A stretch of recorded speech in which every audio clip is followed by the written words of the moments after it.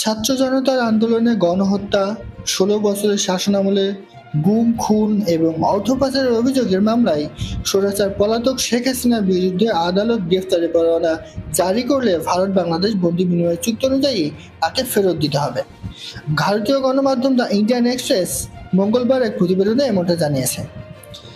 সাংবাদিক দীপ্তিমান তিওয়ারির ক্যান কে Hasina be excited to Bangladesh শীর্ষক প্রতিবেদন থেকে জানা যায়, ২০১৩ সালে ভারত বাংলাদেশ বন্দি বিনিময় চুক্তি হয়েছিল এবং ২০১৫ সালে এই চুক্তির আওতায় আসামের স্বাধীনতাকামী সংগঠন উলফার শীর্ষ নেতা অনুপ চেটিয়া সহ কয়েকজনকে বাংলাদেশ থেকে ভারতে প্রত্যাবর্তন করা হয়েছিল।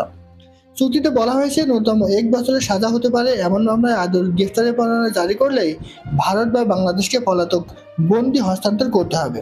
যদি অপরাধ রাজনৈতিক হয়, পদার্পণ প্রত্যাখ্যান করা যেতে পারে, তবে হত্যা, গণহত্যা, বোমা হামলা, গুলি করে হত্যা, সম্পত্তির ক্ষতি